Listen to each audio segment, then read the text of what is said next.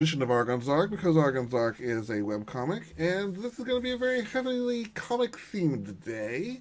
I am your host, Drew. At the very top, we have the lovely Miss Mouse, or the lovely Mr. Mouse, and our guest. Hey there, everybody!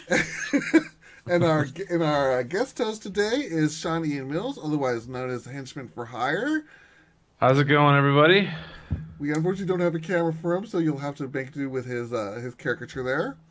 Just listen to his voice and imagine what he looks like. And that's what he will look like for you. That's pretty much what he looks like. I think I've seen an actual picture. That's pretty that's pretty damn close right there.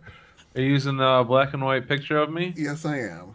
Oh, I love that thing. My artist, she drew pictures for all of us on my creative team, so I'm using that everywhere now.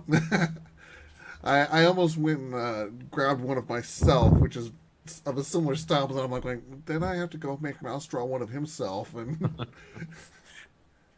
No, you would have had to draw one for me, so we're in the same style. Because I yeah, don't do but you would have made me characters. draw your furry version. So Not really, no. no, okay, I have many You faces. have I many exist faces. in many planes. okay, so be it.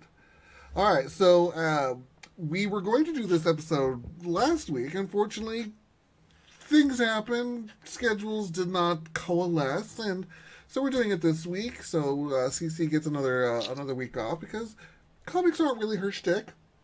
And she needs it. She just sang in an opera. Yeah. Twice. Hey. For 2 weeks in a row. So we have Sean in here, who is very much into the comicdom, shall we say, and has his own website, and we will go and pitch all that near the end, and you are all encouraged to go look him up and follow and read and absorb the wisdom, shall we say. Good to me. And so first up, we've got a whole lot of topics, and I'm going to try and remember my commands, because like I said, this was new when I did it 2 weeks ago, and now I've forgotten most of them. And come on, there we go. First topic. Convergence We'll fix it in post. Huh? We'll fix it in post. No, we won't. No, we won't. I never do it. This is this is it. This is as live as it gets, even when it's pre-recorded. So deal with it. It's to prove we're human, sort of. I tried, viewers. I tried. He just will not work. He's human. I'm just a sophisticated AI. So yeah, so Convergence versus Secret Wars. This is something we talked about pretty much, I think, since the beginning. Oh my god, really? Has it been that long? We started talking about this at the last season, and Secret Wars is still going on. Yeah, Convergence was kind of like a dirty, quick thing, but Secret War just keeps on giving. Secret Wars is like a venereal disease; it won't go away. My God. When Secret Wars started off, I was really excited, and as it has dragged on, I'm like going, "Are you done yet?" It used to be really good. Now it's just kind of Everyone hates surprised it. on which it comes out. Yeah, it's. I think they, like I said, the first episode, I was like, "Wow, this is awesome! This is a great storyline. I can't wait to see where it goes." And then it kind of just went down the toilet. Yep. Well, not so much down the toilet as, well, maybe just tumbling down a hill very, I very... agree with Mouse. It's still okay, but I mean, it's lost all impact. It's better than Convergence was, though. I'll have to give it that. Yeah, Convergence, because Convergence decided to hit us over the head repeatedly with the repetition stick. Convergence. And then after that, it went on to go, oh, yeah, you think that's the bad guy? Wrong. Oh, you think that's the bad guy? No. You think this is the bad guy? Nah. I mean, at least with Secret Wars, everyone who is a villain has been a villain. It's just that they're all the same villain, and everyone hates Doom. Well, the thing is, to begin with, these two events, although at this point I guess I would call Secret Wars not so much an event as a happening at this point, because it's just stayed for so long. Yeah. They had completely different purposes. Secret Wars' purpose was more or less just simplify, and there's a word I'm looking for, but I'm sick, by the way, viewers. So if I'm Yes. If I'm slightly lethargic, it's because I'm sick. They were sort of trying to streamline their universe. Marvel was, whereas DC kind of did that back in the New 52, and they didn't do it well, and so they decided that the way to fix that was to re-complicate everything, but not really explain where everything stands. You're just like, there's shit everywhere, Yeah, yeah. and I look at it this way: Secret Wars is Marvel has a gigantic piece of marble, and they're kind of sort of chipping away at it. DC was going, this stew is kind of thin. Let's add more spice.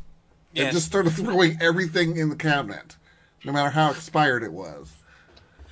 So I guess that the purpose of these two events was to make the content more appealing to the readers. And first of all, we have to talk about execution. Which company do you think did it best? Although I think it's really a no contest there.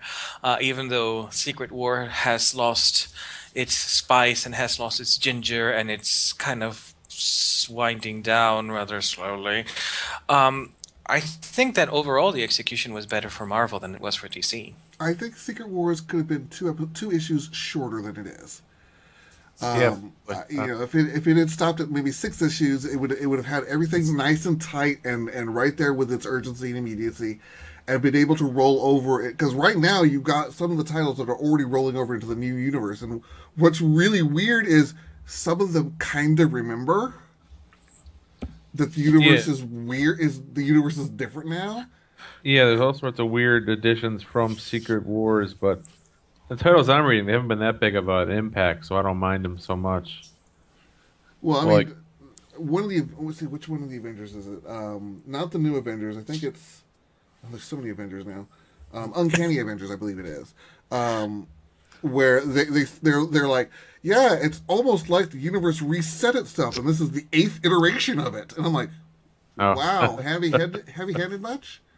That's the blatant hammer right there. Well, that's the comic that has Deadpool in it, so of course that's going to break the fourth wall. Yeah. I haven't. Has Ultimates come out yet? Yeah, it did. I was told it was good, but I haven't read it yet.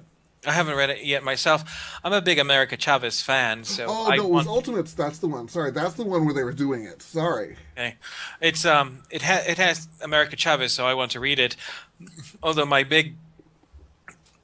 the thing that makes me wary is the art. It's Rocafort doing the art, and I was not a fan of his work in Teen Titans, and I'm not quite sure I'm ready to see how he draws America Chavez. She wasn't that bad. Really? She's not in it for very much. She and Monica Rambeau are off doing something, and I just the point that what I'm sick. I'm sick. I'm like making fun of my pronunciation of her name. I can never remember what her superhero name is. It's been changed enough times. I've gotten lost. But she shifts into her light form, and then she says, it's like everything stands still. And then she looks back, and America is moving. She says, except her. She's in slow motion, but she's moving, and it's remarkable, and I think she knows it. Yeah.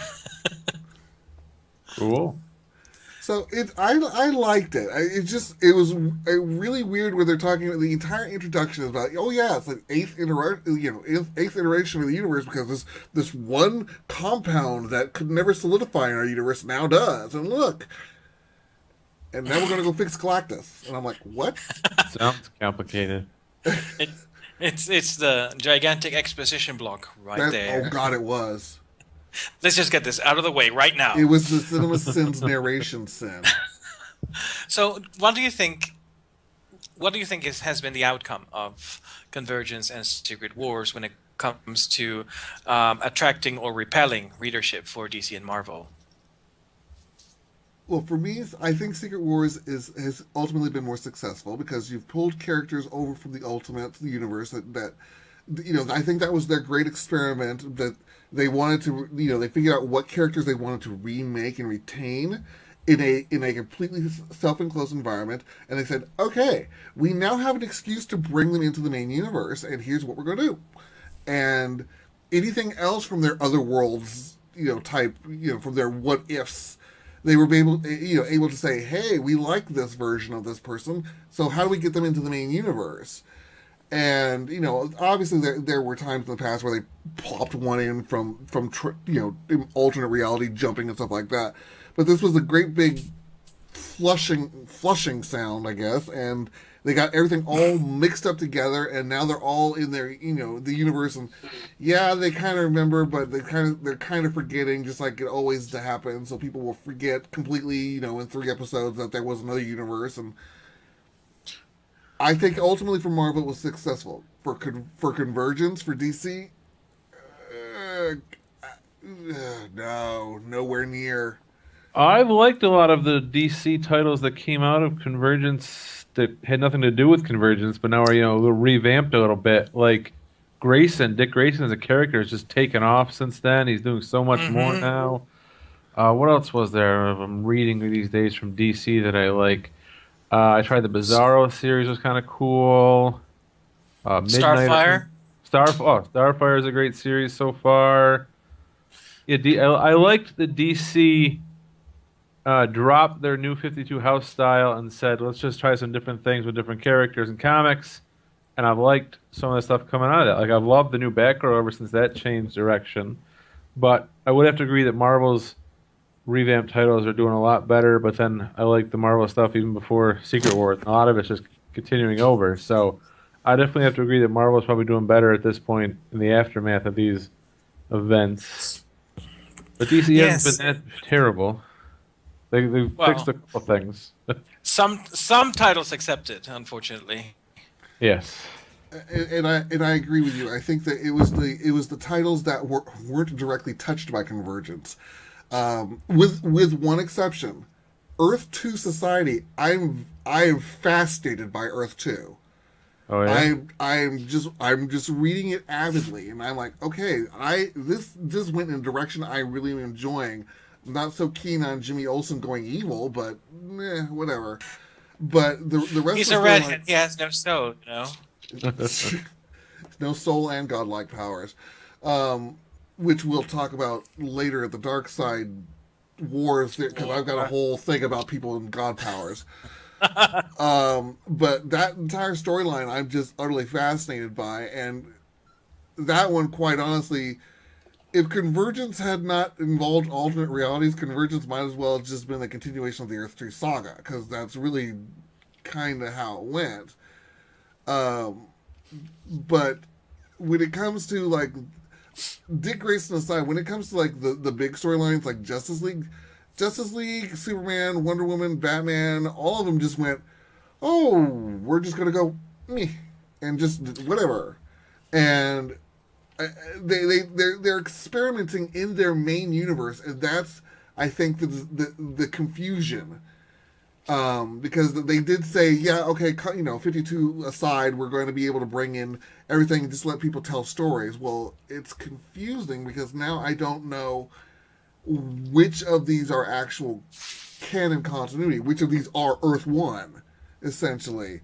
And, I mean, we've got, Lois and Clark off in one storyline, you've got Superman depowered in another, you've got Batman is running around, and then at the same time you've got, Chappie Bat running around. It's very confusing. Well, yes. The whole point of, allegedly the whole point of Convergence was to get rid of the concept of canon world, even though the majority of the stories are still taking place in the New 52 timeline. However, I know it can be confusing, but I think it does give us some advantages. For example, right now, and for ever since Azzarello and Chiang left the book, the Wonder Woman book has been atrocious. On the level of not quite on the level of Teen Titan atrocious, but pretty damn bad. I mean, right now I think nothing is on the level of Teen Titan atrocious on DC.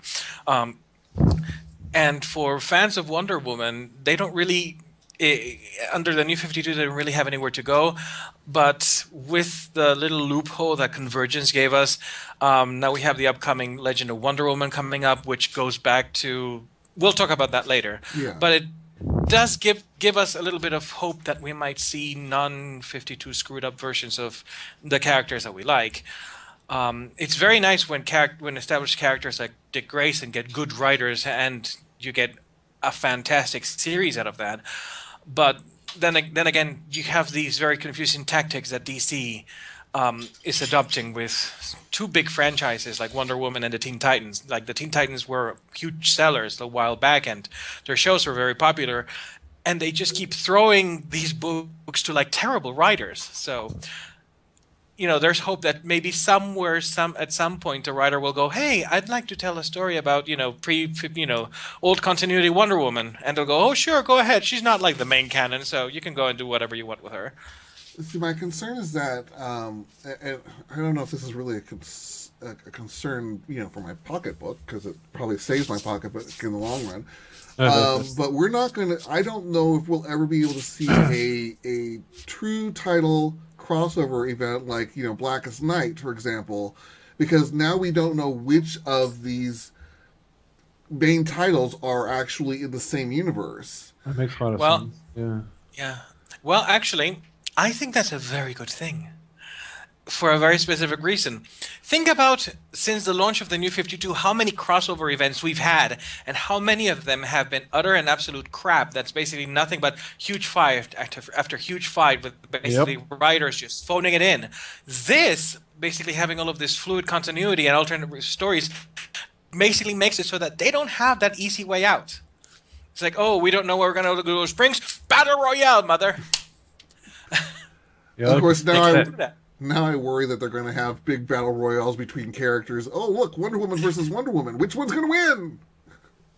Oh, that stuff kind of turns me off completely. I never given much attention to DC's multiverses and multi-characters where they cross them together and stuff. That's never been my cup of tea. So yeah, that would really drive me away. See, and I've always been a fan of crossovers. I've got Marvel crossing over with DC. I've got several of those. I have like X-Men meets the Teen Titans. Those crossovers, like the Teen Titans meet the X-Men. I love them. Yeah, those kind of things are fun. Like DC versus Marvel back in the day. But they all of a sudden just became entirely too common. I mean, when Amalgam came out, I'm like going, okay, this is really cool, but can we stop here, because now we're kind of in the incest territory here of comicdom. It got pretty. It was a pretty cool concept, but at the time it kind of went, oh my god, are they just going to merge and turn into this giant blob? Which almost damn near occurred. I mean, there was a point where they were absorbing everybody left, right, and sideways, and I'm like, which one of you is going to come out on top? Well, now we know who did.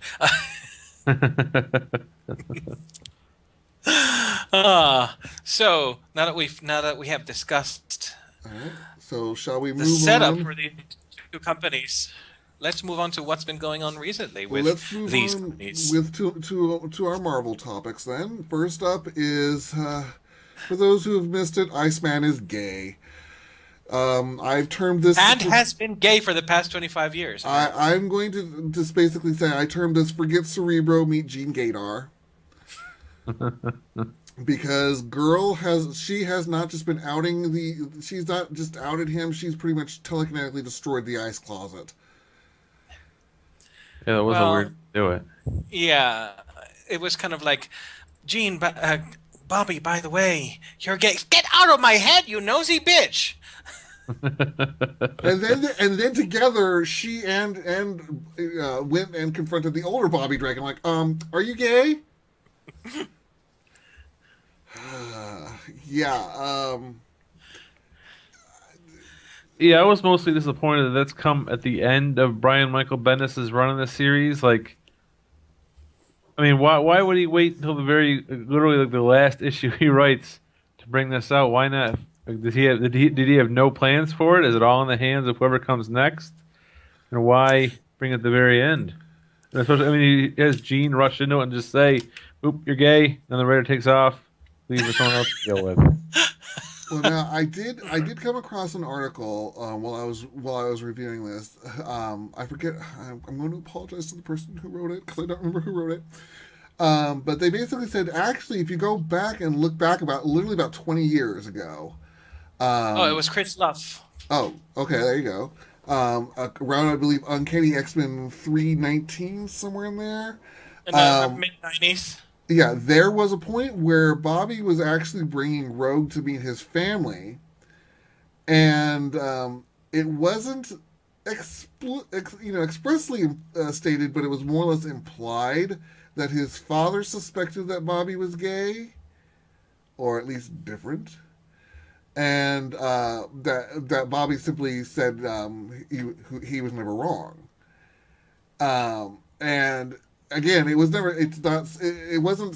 expressed as a sexual preference, so it could have been anything. And another one of the points that was made during that article was that Bobby has technically dated two shapeshifters who have spent a considerable amount of time as males. Male. Cloud being one of them, yes. And right. I also remember, this is my foggy memory on this regard. There was a point where Emma Frost was in his body at one point too. Yes, that was a good old days, I guess. Yeah, and so basically, Iceman was running around as Ice Woman. So, and that issue that you're referring to, it was written by Scott Lobdell. Really? Yes, it was. There you go. And boy, is he gonna come back in this show. He lobs him. We catch him, I guess. But Stan Lee apparently was asked about this, and he was rather surprised. I think Stan just rolls with a punch. I don't even know why people ask Stan's opinion on the latest comic book events. He always rolls with the punches of these kind of things. Yeah, he's always game for that kind of change. Yeah, and he's got a very good PR thing going on. So I don't think he's ever going to go, "What? No, he likes the ladies." Yeah, exactly. Stan will roll with anything. Well, yeah, Stan is kind of like the kindly grandfather at this point, Yeah, he's like, I don't care, just put me in more movies. Well, I think that's pretty much guaranteed. He gets to say no if he doesn't want to be in one like he has, but. Oh God, no! Next X-Men movie, Stan Lee appears as Iceman's date. No. I don't even know if Iceman's in the next one. Oh yeah, he is. I think maybe. I think no, he's not. Oh, he's not. I've forgotten. I had a list of all the pictures with all the characters, and I'm like, well, was he in that list? I don't remember. But yeah, I'm less concerned with Iceman being gay. I don't mind the concept. It's certainly something explored, and it was drawn out of older Bobby a little bit better than it was drawn out of younger Bobby. I'm like, oh, you're gay, yoink.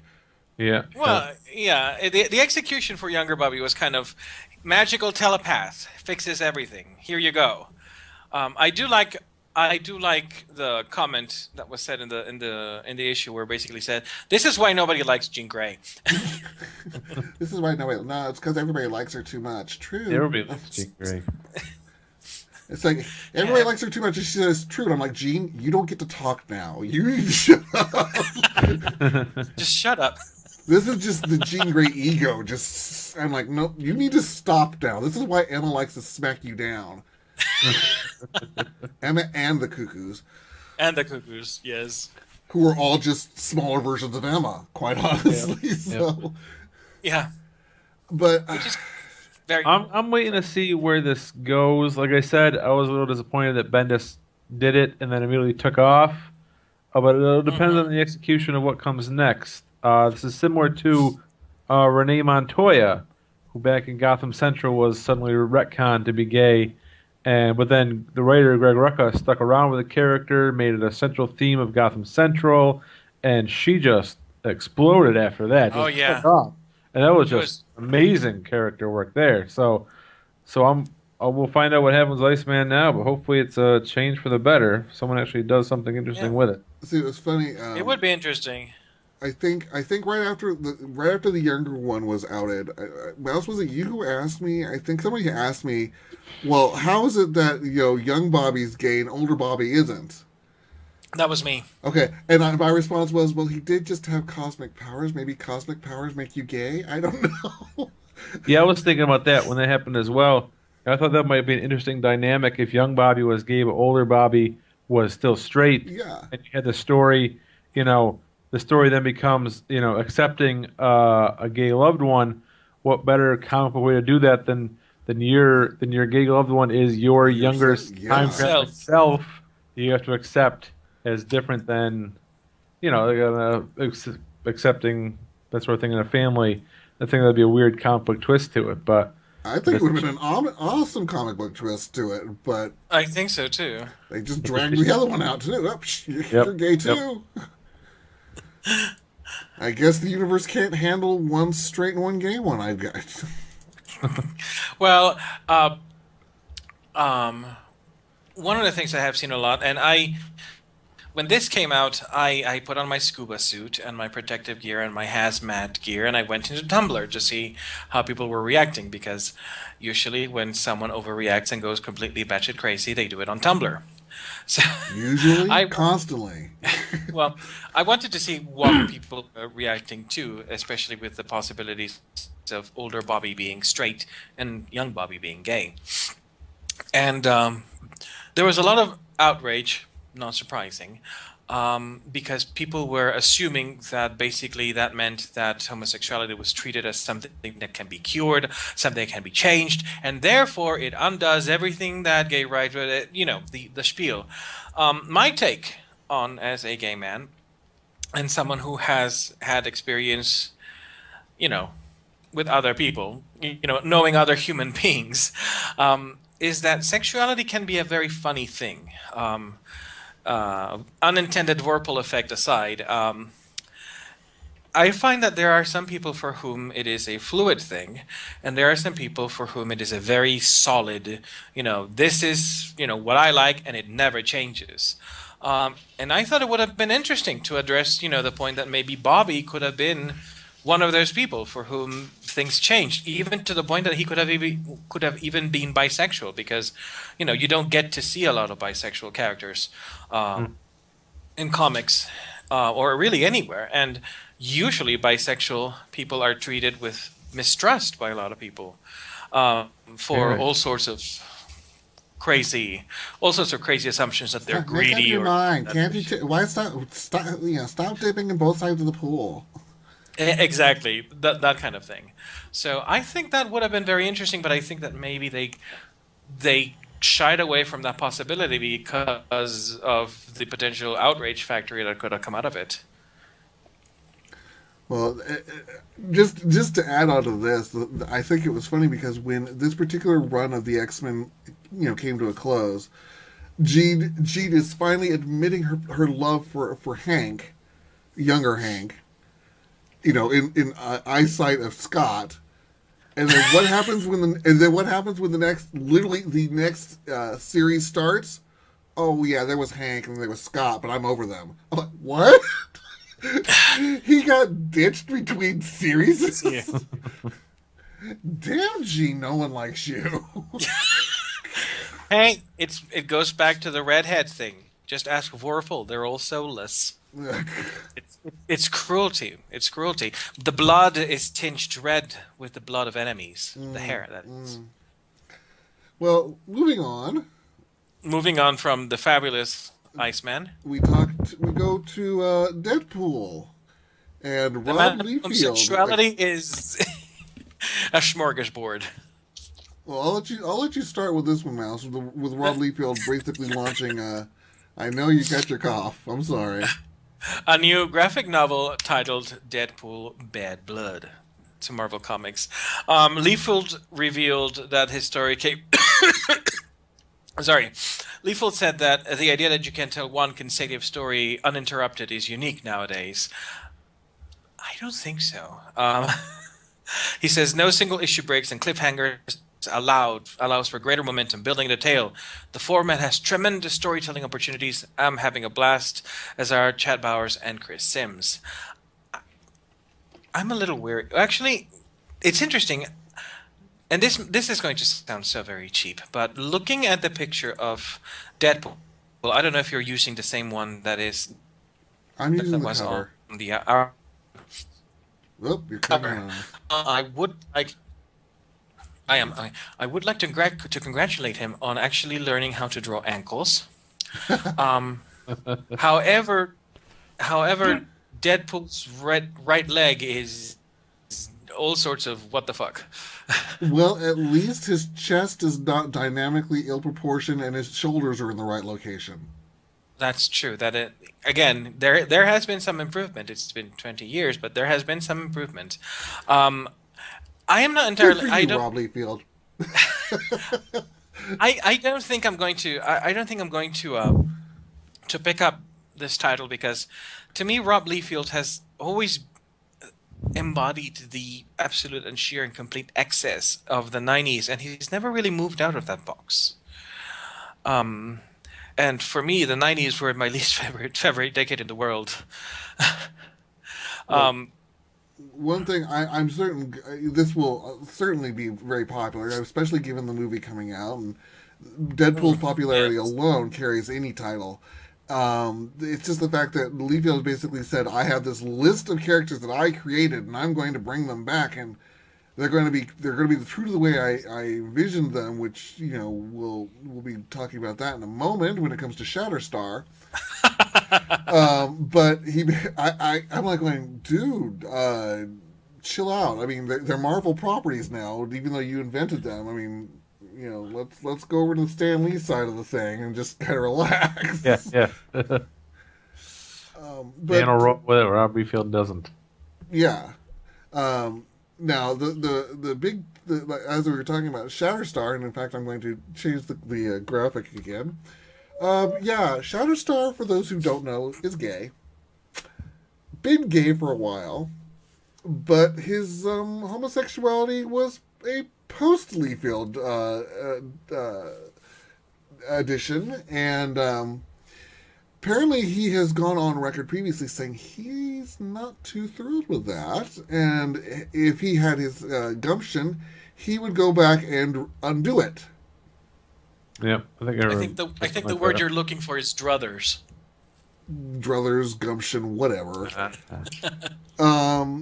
However, recently with the new Deadpool series storyline coming out, he has reversed his position and has basically said, "Oh, Shatterstar's sexuality means nothing to me." Mm-hmm. Oh, all right. Yeah. In 2009, Liefeld did say that. I'm sorry. His opening statement sounds like a line from Seinfeld. He said, "I have nothing against gays. I have gay family." I don't even know what that means. Well, he probably, someone in his family is Oh, gay, but okay. I have these family members. Well, it almost sounds like, not that there's anything wrong with being gay. He said, nothing but love here. Didn't act what their true intentions are. As the guy that created, designed, and wrote his first dozen appearances, Shatterstar is not gay. Sorry, can't wait to someday undo this. Seems totally contrived. This was back in 2009. But he seems to have changed his ways, or maybe Marvel editorial kind of probably said, "No, you're not." Although I was sitting there, and it was funny because you guys can't see the graphic here, but I've got the same picture of Jean Grey telling Iceman he's gay, except it says Shatterstar, you're gay, and then the next picture is oh god, was it Muscle Man? I forget his name. What Guido? Yep. Basically Guido. saying, Shatterstar, do you like gladiator movies? And he's like, apparently so. And I'm like, okay, I was going to do that, and then I was going to do her outing North Star, and I was going to just go through the list. I'm like, wait, Shatterstar, North Star, does that mean Iceman has to be Ice Star now? Someone should do one with Bunker from the Titans and Jean Grey, just because. Well, that would. When he goes evil, then perhaps he'll go straight to who knows. Oh God. That'll come ahead. That'll be a topic we'll touch back on that later. But I think it would be a little challenge. Well, quite honestly, if he was going to do it, this would be the perfect opportunity. Secret Wars could have ungaged Shatterstar if he really wanted it to, but you know, quite honestly, he's had a lot of sex with Richter, so that's been canonized. You can't go back. You can't go back. So what do you think? What do you think of all of this, Sean? Because I know we will talk about this in your next appearance on our show. But I know you since you do Gamer Girl and Vixen, which is about. I'm giving you your lead. Oh, yeah. Gamer Girl and Vixen is my independent comic, our self-published comic. Me and my creative team are working on and currently. Putting out the first 2 issues. Mouse, you should be receiving yours soon, hopefully in the mail. It's about 2 lesbian supervillains who meet and fall in love in the middle of a crime spree. And my team and I are very into the whole movement that's really happening everywhere in comics, entertainment. More diversity, be LGBT characters or people of color. And that's something we really wanted to push with this series in our own attempt to write our own comics. Personally, with the mainstream comics, I would like to just see more original LGBT characters who stick around.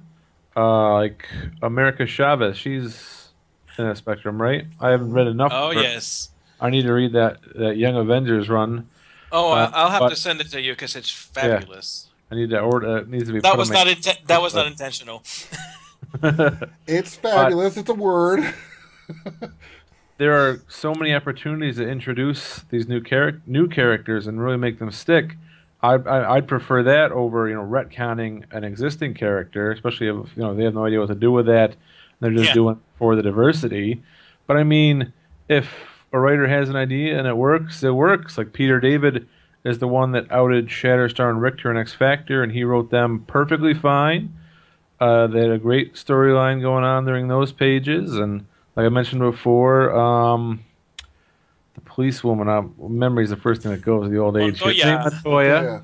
Rene Montoya. The writer had a great idea for her, so if the writer has an idea to make it work and makes it work and tells a good story, I'm fine with it, but personally, I would just like to see more creative, original characters. I mean, so many new superheroes pop into these comics, both at DC and Marvel, every day. Try some diversity and make it stick. Don't just, disappear them after a while or kill them off or whatever. And on top of that, they don't need to hit us over the head with it repeatedly, constantly. Northstar, yes, we know he's gay. He's had episodes, he's had issues dedicated to his love. But he doesn't run around going, "I am Northstar, gay Canadian superhero." Haha. Don't forget though, there was a time when his origin was retconned, so he was actually a fairy. Half fairy. Really? Half fairy. Yes, he was half a fairy. That's how they explained the pointy ears. Yes. He and his sister were half fae. Yes. Oh, interesting. Half Canadian fae.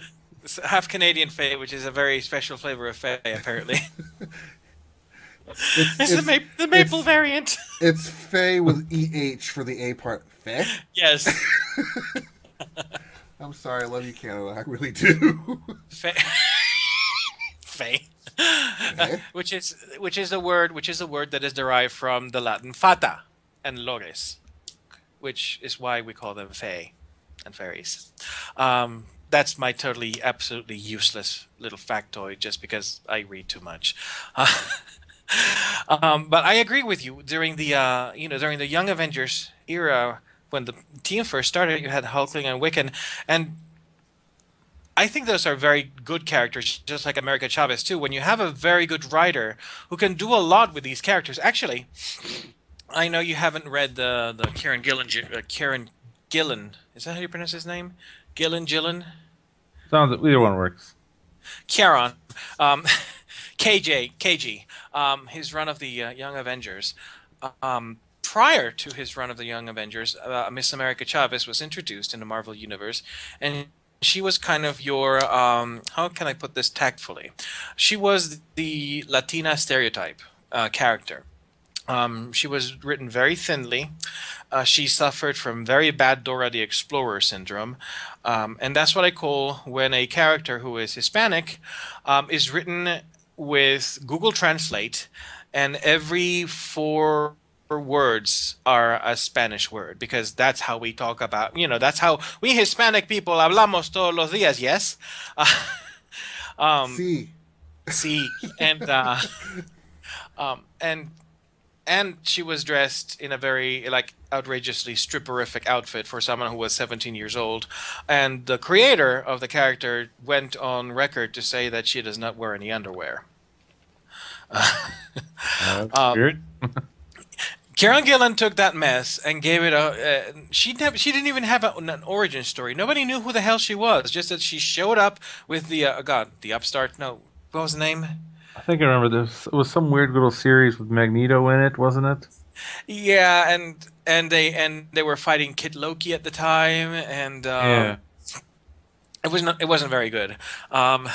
But then Kieran Gillen took the character and he really made something out of her. He wrote her as this very confident, very strong character who has this soft side to her that you don't get to see until almost the very end of the story, and gave her a really interesting, really kind of surrealist origin. And he turned what was basically a token character, because previously she was written as a token character, and Right. turned her into a fan favorite. And that's what a good writer can do. Yeah, exactly. There are no bad characters. There's only bad writers. if you can take we'll talk we'll go into this right now. Actually, moving on to the new Avengers, Squirrel Girl. Squirrel Girl, I think, is the example of a potentially horrible character that everyone loves, because Oh, she has been fortunate enough to have excellent writers who know how Yes. to bring out the comedy of this character that just endears her to everybody. her current series, but I think it's Ryan North and Erica Henderson, is probably my favorite comic these days. It is Yes, the funniest comic I have ever read, hands down. it is absolutely adorable. And this is a lesson again for comics is you don't need the grim, dark, angry, every moment's a disaster kind of comics. It's okay to have the lighthearted ones. Yeah, yeah. Yeah, when we had Laurie and Corey Cole here, who are legends in game development world, Laurie mentioned that a good story has ups and downs. You cannot tell a monochromatic story with just one tone and just one thing. You need comedy to make the tragedy more poignant, and you need tragedy to make the comedy more, stronger by Amusing. contrast. Yeah, it's levels of nuisance that sometimes writers don't get, because I think they are stuck Levels in of the... nuance, I think you meant to say. Yes. What did I say? Nuisance. I am sick, okay? I just helped you out. Keep moving. For those who don't, he's catching a cold, and I was ill yesterday, so we're We're a mess. That's what we we're are. just falling apart. But yes, a lot of writers seem to get stuck in the middle school concept of what mature and grown up is, which is basically what a 13-year-old would write. It's a little about heroin needles stuck in your arms, and how gritty and dark everything is, and how bleak the world is, and how you are a lone sheep walking through the alleys, and every room you enter smells of booze and bad decisions. That sort of thing. Yeah, I suppose. Sure. But on to the topic of the art direction of New Avengers. Mouse was not very thrilled with it. Well, It kind of stinks of the late '90s, early 2000s. well, which panel are you showing? By the I'm way? showing the original New Avengers cover, the very first cover. The very first cover. Yes, Um, a variation this- of it. Well, the art is absolutely horrible. There is one particular panel where Wiccan looks like he is cosplaying Vincent Valentine from Final Fantasy VII. He perpetually looks like that. He perpetually looks like that. Hulkling in some panels looks like he's Robin Williams. Um, and this artist tries to make Squirrel Girl look, like Squirrel Girl and adorable, and she looks like she looks absolutely terrifying. Yes, she does. And there is one page where you have two completely different black men in the same page. You cannot tell them apart. They have almost the same exact facial features. This art is absolutely terrible. I wonder how Songbird uses her powers when she has no diaphragm. That too. But the art. I would say the art is probably the least of the problems in this book, and the art is pretty bad. But Sean actually published a review of this in his website, Henchman for Hire, and you pointed some things out about this team. Would you like to tell our readers what you think of this? Man, that was a couple of weeks ago. I told you my memory's going at the tender age of 32 here. As the 43-year-old in the group, I'm not... Hey, I'm 34, okay? I have gray hair, but I'm 34. Been premature gray since 16. Drew is the grandfather of the group. Thanks. Was it that it was a pretty random assortment of characters? Yeah, it was like there was really no reason for these particular people to be part of this team. That's one of the weird things about comics that I kind of obsess about, is how the writers are allowed to pick their teams and their team members. And these days, it almost seems like they got to be throwing darts at a wall, and they just all have this random character, this one, this one, this one, this one. I mean, none of the characters in the New Avengers have any real business being New Avengers and Robert and Sunspot's AIM Island or whatever. Like, what could possibly bring this random group together to be Avengers? Well, see, I can kind of see some of them. It's like, okay, technically Sunspot was running with the Avengers at the time, so yeah, I can see his solid enough thing. Yeah, and Wiccan and Hulkling were young Avengers. I can see them somehow being dragged into this. Well, also the Young Avengers, the Kieran Gillen run kind of ended with a sort of growing up theme. So, maybe them going into becoming full Avengers sort of makes sense, but then we come into these other characters. Well, I mean, I have no idea how Squirrel Girl got there. Yeah, exactly. Nothing in her series pointed her to being anywhere near Avengers level, but all of a sudden, nope, she's somehow recruited by Sunspot to be on a magical island of Avengers and to just be there. It's Mutant Fantasy Island. Think about it. Sunspot is Ricardo Montalban. Oh, God. And he's recruited Squirrel Girl to be his tattoo. His Hervé Villechesse. The plane. The plane. You can see it. Think about it. It makes as much sense as anything else at this point. Well, see, you started saying that, and I was suddenly imagining this is the Marvel version of Themyscira with her being Diana, and I'm like, that's gonna get weird real quick. I would pay for that comic. I sure it can be arranged. But it has to be written by the writer of Squirrel Girl. I'm sure it can happen. Yeah. But my chief complaint is that Wiccan is supposed to be a thin person. Well, he's a magician, and apparently a magician who can pump steroids alternately between panels. There's moments where he's like buffer than Hulkling, and then there's moments where he's like, Well, this comes down to the failure of the artist, really, because there are artists who have cut their teeth drawing by mimicking comics, and exclusively mimicking comics, and by that I mean they haven't done the formal education or even just self-taught themselves, but actually paying attention to things like anatomy. You can teach yourself to be a good artist. All the books are there, like the Andrew Loomis books, which are a treasure, are easily available and for pennies. And I believe that as an artist, it's very important for you to learn how to draw all sorts of different body types, because that makes your character more realistic. I mean, this artist could not possibly draw Faith. She would have like gigantic breasts, a thin hip.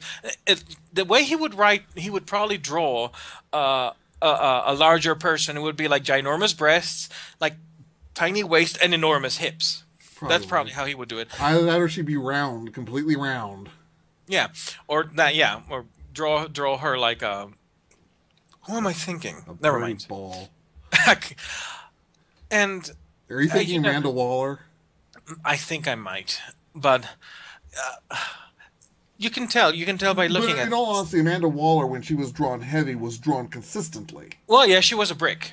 Yeah, She she was- was. she was- That's the she way was- she was built, and Yeah. there was consistency in that. And She was a linebacker. Basically. I enjoyed Amanda Waller in that form. Her skinny one I don't like. Yeah.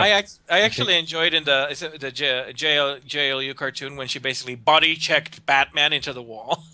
Oh yeah, that stuff was great. They used her well there. I mean, skinny Amanda Waller on the TV show Arrow, she's like the worst part of Arrow. Yeah. When I think human power, I think Chinese square Amanda Waller. Amanda Waller. Yeah, yeah. And I was like going, that's power right there. It's all in a brick. And so when we look at this art, it's basically we see the failure of an artist, and we see the failure of Marvel assigning this artist to the book. I don't know what they were thinking, honestly, because this artist clearly only knows how to draw two body types, male and female, and the superhero Escher girl muscle steroid freak approach to both bodies. And it kind of breaks my heart because I like Wiccan, I like Hulkling, I love Squirrel Girl, and I like Sunspot. I think these characters deserve better than what they're being handed right now. And I think this kind of begs to another difference between DC and Marvel. And Sean, I think in one of your top 6 note articles, I think I saw this. You would talk about how a character on, an artist on one of the top 6s was kind of forced into the DC house style, and they needed to walk away from that. And that is very much true. DC does have a house style, and that's the reason why their characters for the longest time were completely consistent between titles, because everybody had to draw the same way. Marvel, on the other hand, did not have. They were like, "Oh, draw whatever the way you want," and sometimes you get to the problem where you have the Barbie syndrome with the wide hips, the non-existent abdomen, and then gigantic breasts, and then the pulsing pectorals and the leaf fields of the world. That's pretty much, thank you, Marvel. I mean, when there's no consistency and they can draw whatever they want, you're going to get the anatomical abominations. Well, I here's what And I would I'm a fan like of the to- X-Man series, and that was replete with it. Well, I'm gonna say my piece on that, and then Sean can say his piece.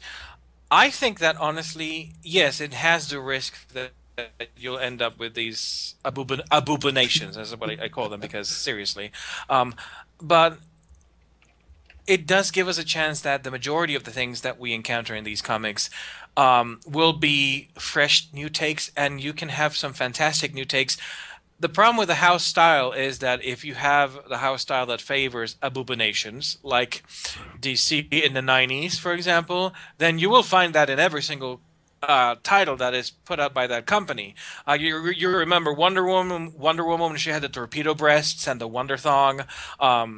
In Marvel, I can choose any other book and find a different take, and good God forbid that someone decides to draw Kamala Khan as like this abomination, but Yeah. but at least it'll be in one book, and I can always count on a different take of her in different other books. So that I would, it comes with its risks, but I think the rewards outstrip the risk. What do you think, Sean? I would have to agree with you there. I mean, DC's house style was holding it back, but Marvel, letting different artists in to try different things, you'll get the good with the bad. I know a lot of people hate Erica Henderson on Unbeatable Squirrel Girl for some reason. I was reading, I think it was a thread on Reddit. They were talking about someone had posted some some panels of Squirrel Girl, and the comments were all people hating the art, and I couldn't believe it.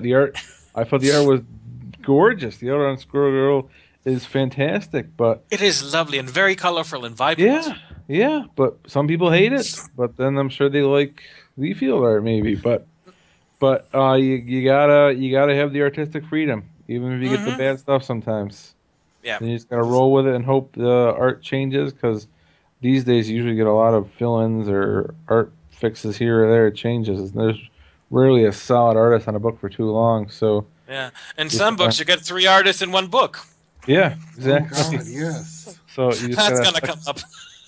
take the good with the bad, and The most recent Captain America. I don't collect Captain America, but I collect it every once in a blue moon, and I'm reading it and I'm like, okay, wait a minute, did they just change artists? What the hell? Because admittedly it was a werewolf thing, and furry. Sorry, my eye goes to that, and I'm like, this is a completely different wolf. This is the same character. What? This is a different artist. What the hell happened here? He shedded. No, he grew fur.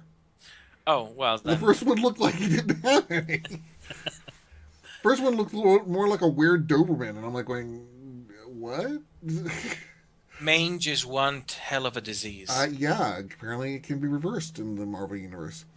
So, moving on to our next topic, not Mark Miller. Yeah, it is Mark Miller. Yes, Mark Miller. Yeah. Talks. I didn't grab the Huck picture. I grabbed the Mark Miller picture by mistake. Why? Sorry, it was there.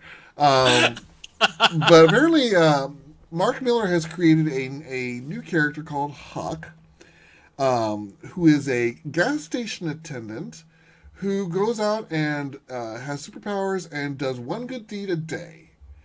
And he did this actually in response to trauma caused by Superman Man of Steel.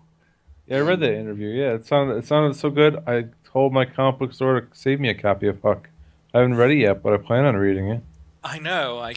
I read the concept and I went, This is the comic I have been waiting for ever since DC started with the New 52, and the DC universe the movieverse decided to be all, throw away their Prozac. Yeah, I think it's funny because Mark Miller is creator of Kick-Ass and a lot of dark and gritty type comics, and he said I was going through these movies as they were coming out, and I was applauding them that they were finally delving into the darker and dark. And then he got to Superman Man of Steel, and he says, and I see him just snap the dude's neck, and he's like, have we reached the end? I think we have. Well, here's the thing. Wow. Mark Miller grew up admiring Superman. And I think he just experienced what I experienced when DC kind of did that thing to Wonder Woman. I hear you. Yeah. It's very easy to go, just take it in stride. It's all new. It's interesting, new takes. But it's very hard when they touch your personal hero to go. Suddenly you kind of start seeing why some people react the way they do. And what I love about this is that he didn't do who's the guy I'm thinking of? He was a DC writer, brilliant for many things, but he kind of went cuckoo recently. Why is my brain not working today? Because you're sick. You know who I'm talking about. You remember artists and crap like that. I don't. I remember storylines. So. Well, I'm talking about the writer, very famous. He sort of has become a curmudgeon as of late. Grant Morrison? Yes. There you go. He became a curmudgeon? Oh. Yeah. he's very curmudgeon-y these days. Or is it Grant Morrison? No, it's not Grant Morrison. No. Oh. I wish I could remember who it was. Don't look at me. I have no idea. It will eventually surface. We'll be right in the middle of the closing dialogue. He'll go, "It's blah." That's what's gonna happen. I bet you money. Anyways, there's a writer who became a curmudgeon. So he's basically famous these days, mostly famous these days for basically sandblasting everything and everything anyone ever ever does. And no, it's not Alan Moore, although he did kind of go totally, absolutely fucking nuts. George Perez? No, not George Perez. Has George Perez been doing that? I don't know. I'm trying to I think. hope not. I liked him a lot. There were a lot I of people think, beginning of the New 52 were complaining about Superman, then well, you know, quit Superman and complained about that. Okay. well, I mean, there was a very good reason for that because yeah. DC treated him like crap. Yep. I don't know why DC didn't put him in Wonder Woman, but anyways, no. So basically, what he's basically dedicated himself to to get on a sandbox and spew vitriol at everybody, and not really create something of his own. And the thing that I like is that Miller looked at this and went, you know what? I don't like this. I really don't like this. I'm going to create something that makes a statement of what I think is, what I think is better than this. And I like that. I really do like that. I wish more people did that, honestly. And it's like it's the Squirrel Girl concept. You don't necessarily have to have everything grimdark. When everything is grimdark, everything sucks. There's no hope. Boring. That was one of the fundamental. I mean, and this is one of the things that Mark Miller has mentioned. You have these superheroes because they're meant to be things that you can, beings that you can look up to, who embody hope and are, the better aspects of ourselves. Frank Miller. Thank you. Oh, Frank Miller's been crazy forever. Yeah. Well, he wasn't always crazy. He just Right. went crazy and stayed there. But I told you to remember. I'm glad. It's because we were talking about Mark Miller and then Frank Miller. Yes. There you go. It was the Miller syndrome. It was the Miller syndrome. So, I completely agree with Mark Miller. I mean, it's one thing to have characters who are flawed because they have their place in the storyline, but you do want those characters who are, paragons of virtue. We'll come to Wonder Woman in a moment, but you don't want everyone to go dredging in the sewer of moral ambiguity and then. Well, they can even have their flaws. You can have characters who are inspiring who have their flaws, but in that kind of storytelling, what you do is you explore how they deal with those flaws instead of succumbing to them every single time. It's like the long-standing thing. Fear isn't not being afraid. Courage isn't lack of fear. Courage is overcoming fear. That is true. Right. Yep. So, I mean, that's, like I said, that's why you want these characters who, even if they're flawed, still aspire. Yep. So, moving along to Speaking on how to write, and talking about how to write good characters. And I should have stuck this right on the tail end of the New Avengers one. How to draw and write sexy but not sleazy. And Mouse, I know you're ill, but I'm going to let you take this one. Well, sorry. So you had a very good and in-depth interview with Jimmy Palmiotti. Is that how you pronounce his name? Palmiotti. Well, okay. Don't over-Italianize it. I think it's. But it's an Italian last name. Yes, but I believe he's American. So. You never indulge me. Okay, Italian the fuck out of it. I don't. Okay. Jimmy Palmiotti. There you go. He talks. It's a very fascinating interview because he talks about strength and sexuality and how you can portray a character such as Starfire, who at her core is a very sensual creature, like the Tamaranians, as established by Marv Wolfman back in the '80s, were characters who were a race that were driven very strongly by emotions. They descend from cat people, so, big surprise there. But they were always portrayed in a sort of sensual way without being sleazy. And as we grew closer to this time period, and you had Scott Lobdell writing Starfire, which gagged me with a spoon. It sort of turned Starfire from that central character into a dear God, every single word that I want to say is not Bored sex G-rated. pot. Yes, it's much better than I can't say it. She basically became the Kim Kardashian or the Paris Hilton of the comic universe with superpowers. Yep. That is frighteningly accurate, actually. That is true. That is how she was written, and Lobdell defended the choices, saying that she was empowered, because that's what empowerment looks like to a man who probably has never seen a woman in his life. Closer to, or has actually been able to be with a woman in his life, because he writes like a dirty old man. And so the whole approach that Palmiotti and company are taking is a very different take than your standard superhero world, in which the characters are not designed for quote unquote the male gaze, or in many cases, in some cases would be the female gaze if you're a lesbian, but that the characters are allowed to be sexy for their own sake. And you can tell there is a fine line between sleazy and sexy. When the character is gratuitously displaying him or herself just for your pleasure, you can say, yeah, this is not actual empowerment. This is actually... Slut. Yeah, well, it's the character being drawn for my pleasure. They're not dressed that way, or they're not acting that way for their own pleasure. Mm-hmm. And I think this is something that they have done wonderfully well with Harley Quinn and Starfire. And Sean, you have been reviewing these titles. I love both comics. They're so tell us what you think.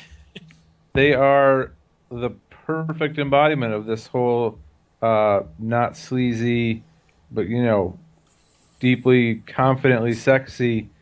It's both Palmiotti and his wife Amanda Connor, the writing teams, and they got some solid artists with them, and they're really just telling stories of two women who are confident with themselves, with their bodies. There is a lot of titillation in the issues, but never that classic comic book Escher Girls kind of stuff. They're drawn respectfully, I think, and it's just a lot of fun to read, to see these women. I don't want to keep saying confident so much, but it's really the best word to use here. They're not being abused for the sake of appeasing comic book readers. They're just who they are as characters, and the sexuality is a part of them, especially Starfire. Mm-hmm. And Connor and Palmiotti are doing a great job with it. These are two of DC's best comics right now, Harley Quinn especially. I never thought I'd like it so much, but it's just been such a fun ride. Especially the decision to have, Harley no longer in the abusive relationship that she is with the Joker. I think that opens up a lot of agency for Harley that she's not had before. Well, that also plays into her strength now. She's grown as a character and has moved on. She's realized, which I'm shocked it's taken so long for a character of her degree to come to this realization. He's not a healthy bonus for her universe. No. She can do. I mean, she is at this point. She's hey. I'm a little bit nuts, and I'm going to go have fun with it now, and screw the Joker, and I'm going to go do what I want to do for a while, and good for her. And when I think of Starfire, the number one, she wears more clothes now than she ever did in any of the old Teen Titans series, for crying out loud. But yeah, remember this is what she used to wear. Yes. But I compare her mentally to Paul Zotozan from Farscape, who was another character who, now admittedly, she wore robes over her body, but she was at heart a sensual character. Had absolutely no inhibitions about taking that robe off whenever the hell she needed to. I'm naked. Oh well. Or like a certain character in Firefly, played by Morena Baccarin. There you go. I mean, you've got that's the distinction. I'm not going to take my clothes off because you want me to. I'm not here for your amusement. I'm taking them off because I feel like it. And if you can't cope, that's your problem. And, hey, it's not the hitting him over the head with the brick concept. It's, I'm liberated, I'm powerful, I can choose when to do this, but it doesn't have to be a constant thing. Yes. Yep. I was thinking about this, and this sort of reminds me of something that is absent from the current feminist movement, or at least the mainstream feminist movement, which was sex positive feminism, which was about, that a woman can be comfortable with her body. And hold on one second, I have a pop-up that's screaming into my ear. That a woman could be comfortable with her body, that she could be comfortable wearing something that, in many cases, showed off some of her body without it being degrading. And nowadays, there's a lot of voices in the feminist movement that say, well, even if a woman is doing it for her own pleasure, it's still exploitation, and this is bad, and any kind of enjoyment of the female body is evil. I don't think that's a very healthy approach. I think that this approach is very healthy because it gives the woman the choice of why she's doing this, and it's not a bad thing. I would agree. Yeah, it's all about the main characters, Harley and Starfire, in these two comics, and yeah, Pelmy and Counter are nailing it perfectly. So here's hoping DC keep these writers and artists watch there. This. Just keep them there. Don't mess. Don't mess with success like they did. With what's coming up. Well, aside from that, jump to the future very quickly. I was not a huge fan of Brian Azzarello and Cliff Chiang's Wonder Woman because of the things they did to the Amazons and their backstory. However, I think that it was very beautifully written, and Cliff Chiang is a god, and I adored his art. But under them, Wonder Woman started selling better than it had before in decades. And then at some point, DC decided, oh, well, look, it's doing this with these artists and writers. Let's do the opposite of what they've been doing and just give it to, like, David Finch, who writes who draws big-breasted 15-year-old girls. And let's give the writing to a woman who has never written a full comic in her entire life. Go! I'm sure this will be incredibly successful. DC, don't do that. Let's rush along because we are way behind schedule. Yes, let's move ahead to the Titans. So Teen Titans. Aside from the fact that they're getting new creative teams coming up, all I can say is let's start with Teen Titans. And what the hell happened last episode? What? You mean the last two issues? Yeah, the last two issues. I mean, that thing just exploded. It was bad enough with Manchester Black and the whole, and then I don't even know but all of a sudden Harvest is back and Superboy is a living weapon once again, and he flew into the light. And he flew into the light and exploded. I think maybe I don't know. There was no body. Yep. And what? Okay, I'm a Superboy fan. It's as much as Mouse is for Wonder Woman. I am a Superboy fan. Suffering. Oh man, that issue must have been horrible for you. And I'm like, what? Wait, what? There was a whole Superboy series, and you just undid it. Yep. And I'm like, that's not even a Convergence thing. That's crap. This was a deep divergence. Yeah, no less than Scott Lobdell himself came onto the reviewer wrote on my blog, Henchman for Hire. I had no idea he was reading my things, but apparently he popped up in the comments to explain that all of a sudden DC editorial, the big bosses, wanted something else for Superboy. So they just said, all right, well, we're just going to stop the story in progress and bring in Harvest to be the quickest, easiest way to just eject Superboy from the story. Don't bother weaving it into the ongoing story. Don't let current writer Will Pfeiffer finish his story. We're just going to stop everything, eject Superboy as painfully and awkwardly as possible, and, well, no one's written Harvest other than Scott Lobdell, so we'll give him a co-writing credit and let him handle it. And That's what he said happened. DC wanted Superboy out, and then rather than let Pfeiffer finish anything, they just stopped everything for one issue and came up with whatever insane plan they came up with, just eject Superboy from Teen Titans. It was Apparently a that drug was it. fest. It was a drug fest. That entire issue, literally, the closest equivalent I came up with was that was the Dungeons and Dragons session where the guy goes, "Oh well, this party member can't join us anymore, so we're going to have to remove their character in the most obvious method possible." The bugbear eats them. No. Think about it. Think about it. With him flying into the light, they poochied him. Oh God, they did poochie him. I have to go. My planet needs me. Yes, you're right. Oh, they poochied poor Superboy. Scott Lobdell poochied him. Exactly what happened. I mean, it's like you had the issue right before it. Oh look, he lands in the middle of and then it was like, I'm going to go kick Despero's butt. Oh, by the way, no, I'm leaving.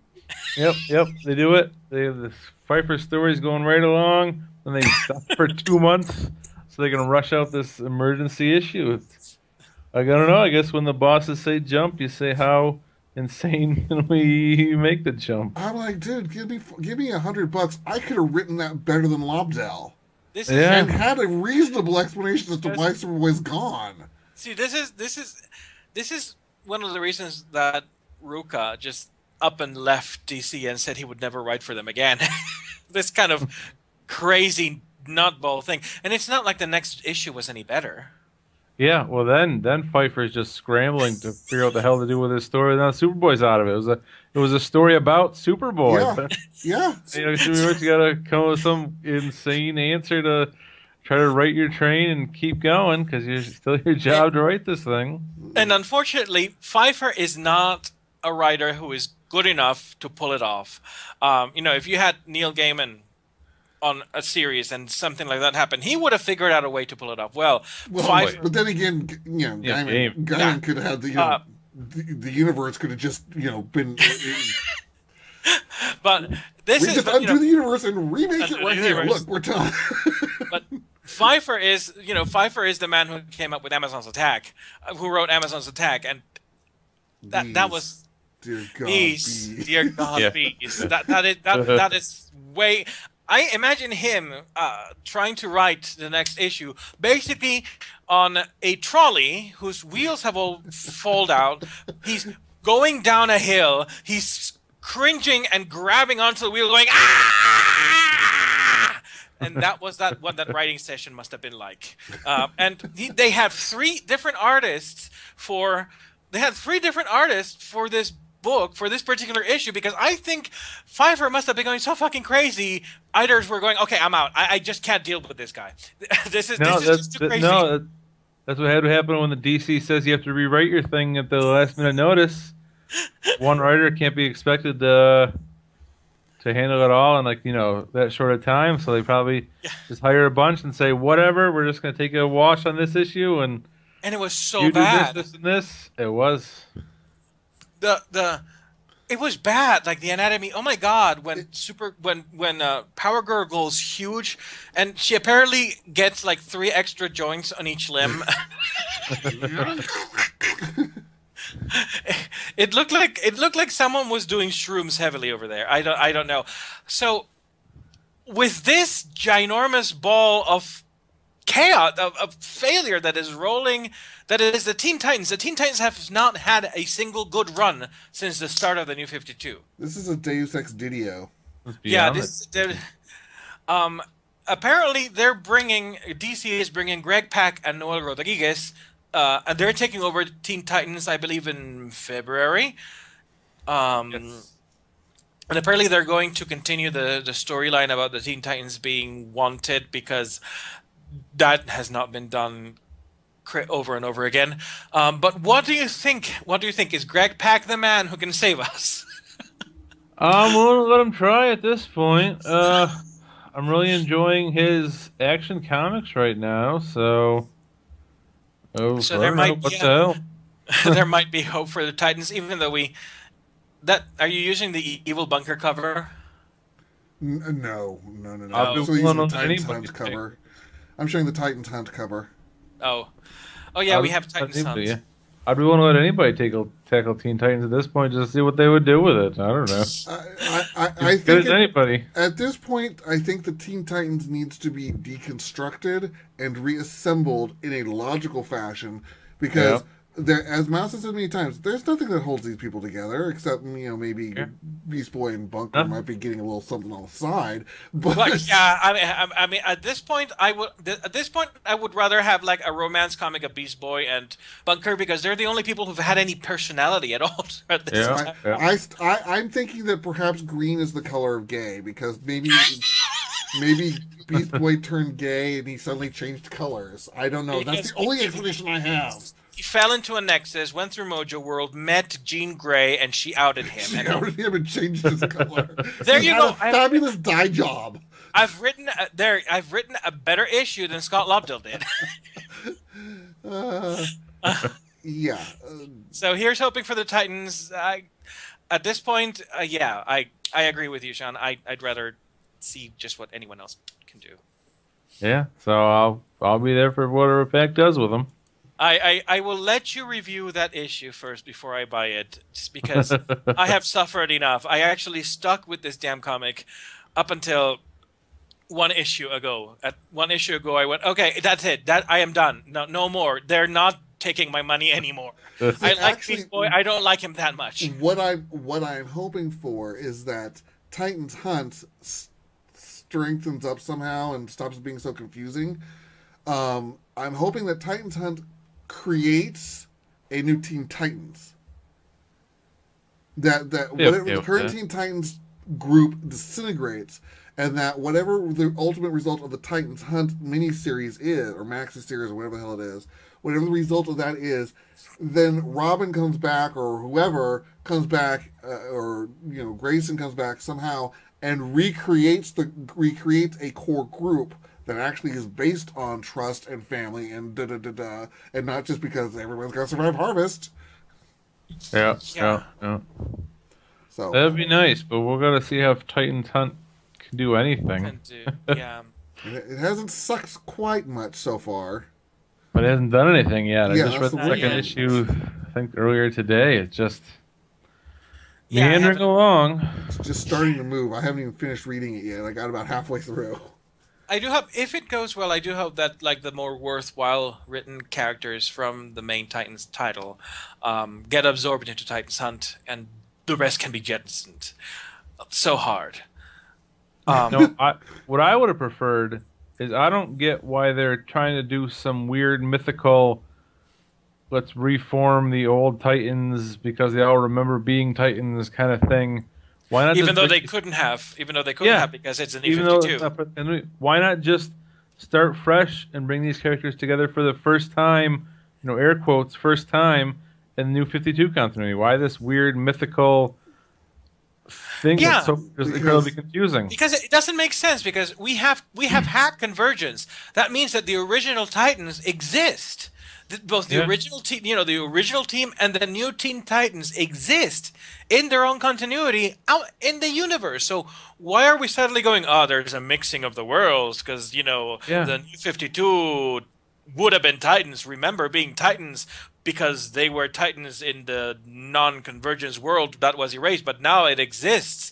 It's just needlessly convoluted. I would have really liked to have seen. I still think it has something to do with the whole how do you get it to where you have 1 year later concept with Batman having broken his back, lost a Robin, trained 2 others, spent an indeterminate amount of time in the same hospital room with a broken back as Barbara Gordon. At least I stopped saying the same hospital bed.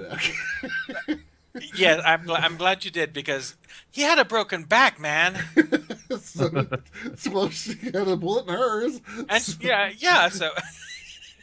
So moving on to the next confusion of DC is the Darkseid War. You take this. This is way too I don't even know where to begin with this. Okay, so we have Darkseid versus the Anti-Monitor, who actually apparently has a name, that being, spoiler alert, Mobius. And the Anti-Monitor saw the universe, and so, I don't know. It's, again, confusing. It's like they decided to go and retcon the first Infinite Crisis, or Crisis on Infinite Earths, so whatever. Without telling us exactly how that affected everything that came after the crisis. Yeah. And so now Darkseid has been, again, spoiler alerts, we have to talk about the plot because it's occurred. Darkseid's been killed. And because Darkseid's been killed, somehow the Justice League has been promoted to godhood. Yeah, I'm following that one at a distance. I haven't actually been reading it. Is it any good? No. No, not this. Basically, they have determined that apparently the Justice League can't handle godhood. The only person who has handled it so far has been Green Lantern. And that's because... Even though Wonder Woman became the god of war. Okay, here's the exception. Wonder Woman is already a god. Yeah. But she's considered an old god. Superman... Okay, hold on. I know what you mean. Yes, I know what you mean. Batman, sat on the Mobius chair, became the god of knowledge. He has now gone back to Gotham to be the god that Gotham deserves. He's really the god of obsession, honestly. But yeah, because he went back and finally found out who killed his parents, and apparently scared the living piss out of him. I saw that.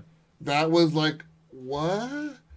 Then Superman, who was on Apokolips at the time, got thrown into a fire pit, which is apparently full of solar energy. What? Okay, and then he came out superpowered, but inverted in color and angry. And he became the god of douchebags. Yeah. Really, he's the god of strength because when he came back to Earth, but he was literally the god of douchebags because he was a douche to everyone. I mean, everyone had to literally start dying on him for him to go, oh, I should probably do something about this. I don't want to be lonely. So, yeah. Green Lantern wasn't promoted to godhood, but went back to Oa because I guess parademons went batshit crazy and decided to kill all of everyone on Oa because no one on Oa wanted to be a god. So, because he was the last Green Lantern, he decided to become God. He became the god of light. But we all know what happens when... That's Apollo. Apparently not.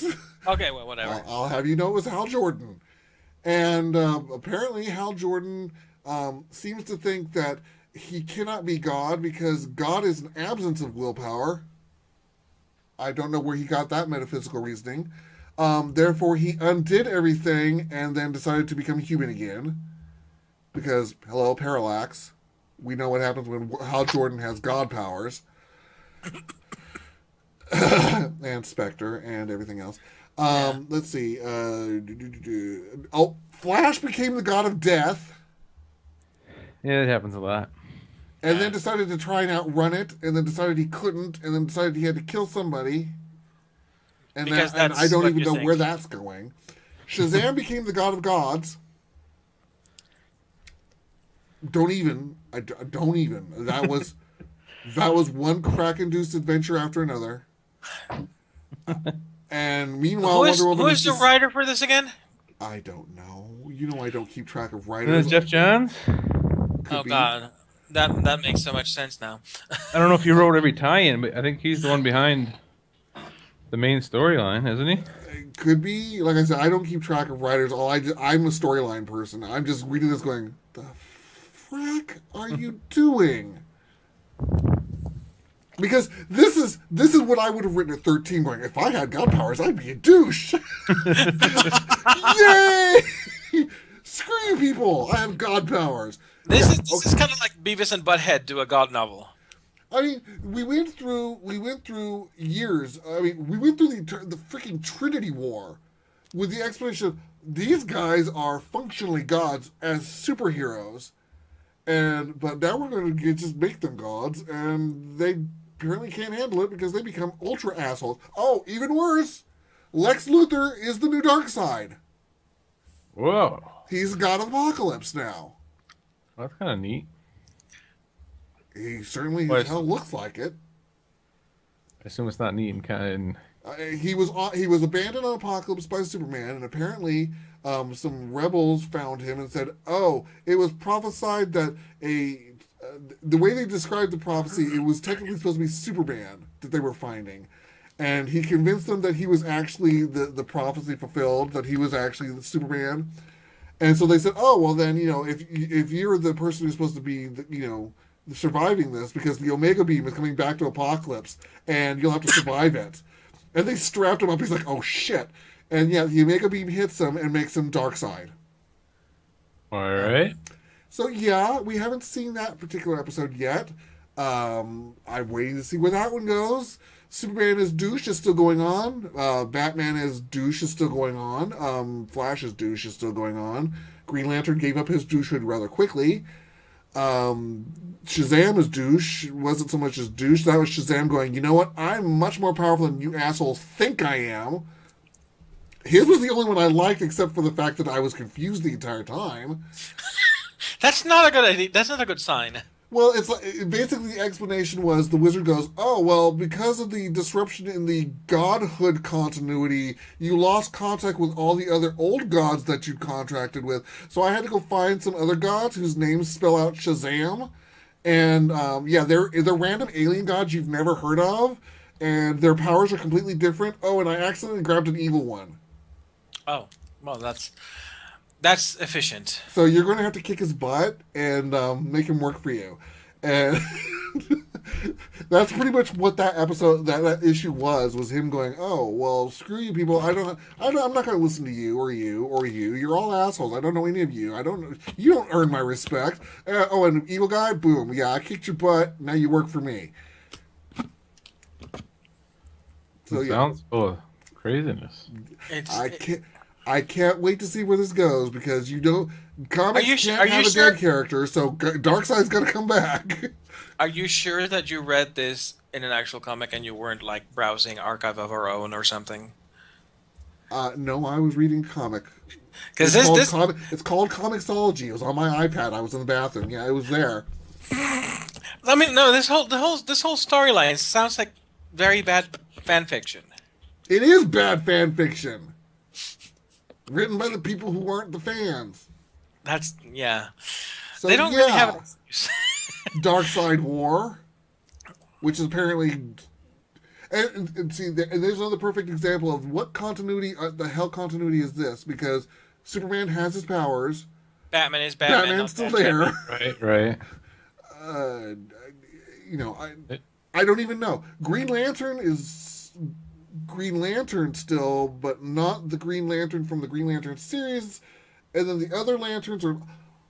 It is getting to be the point of brain melting, because I'm like, name one Earth 3, one Earth 700. I don't care. Just start differentiating them, because I don't know which continuity I'm reading.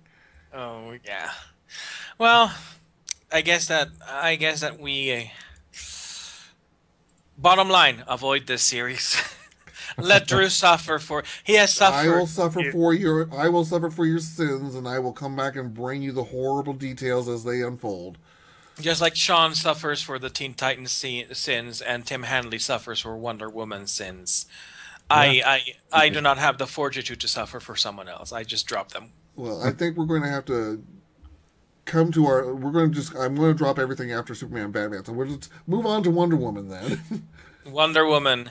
Yes. So, I don't know if you people out there have read the Mary Sue very often, but on October 29th, that's how long I've been sitting on this topic, Maddie Myers grabbed Meredith Finch, who is the writer of Wonder Woman and the wife of infamous artist David Finch, and interviewed her.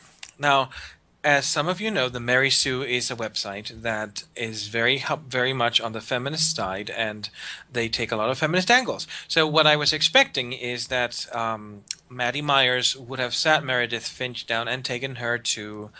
what am I going to say there? And held her feet to the fire for basically writing Wonder Woman the way she has been writing her.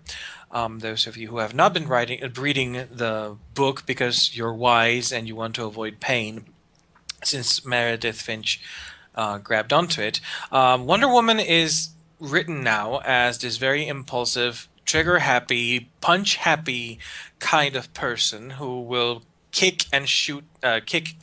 He will kick and attack first before asking questions, such as her infamous encounter with Swamp Thing, in which she asked him, "What vegetative injustice is this?"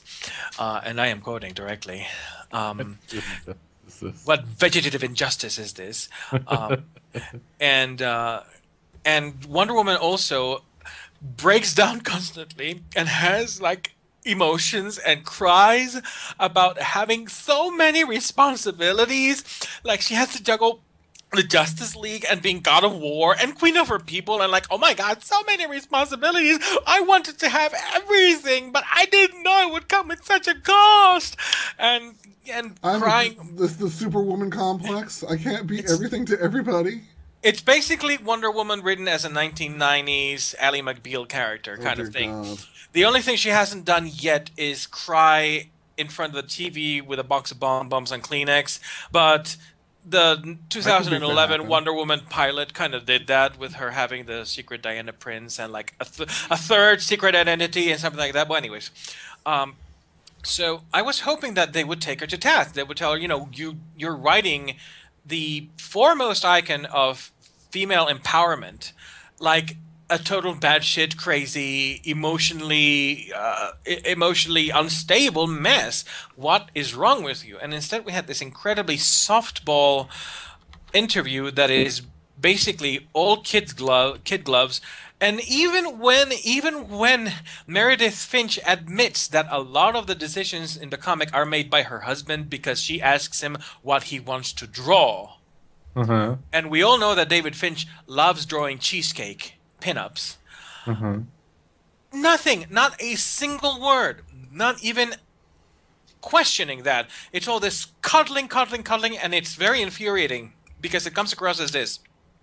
It comes across that the Mary Sue is interviewing a female creator, and because she's a female creator, they're treating her with a special level of diplomacy. Whereas, for example, if let's imagine in an alternate dimension when Scott Lobdell would accept an interview with the Mary Sue to discuss his work on Red Hood and the Outlaws, and the topic came around to how he wrote Starfire, do you even think they would have been half as considerate or half as avoiding conflict with him as they were with Meredith Finch? No.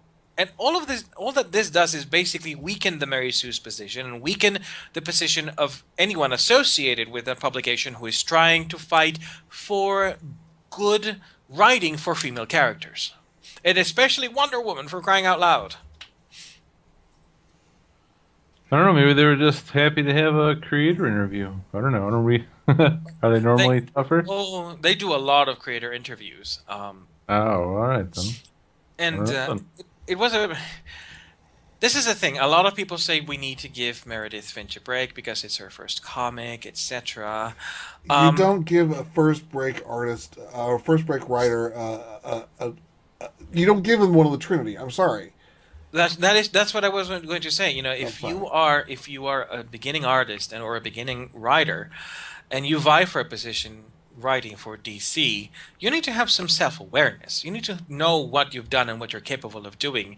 You don't, even if they offer you Wonder Woman, you need to have the self-awareness to go, oh no, that's too big for me. Like, give me someone you don't care about. Then again, they don't care about Wonder Woman, but or you do the whole concept of Earth One. I mean, you've got those are one-offs. Earth One Teen Titans is an excellent series. That Earth One was better than the entire run of the Teen Titans since the New 52. Yeah, if you're going to experiment off the continuity.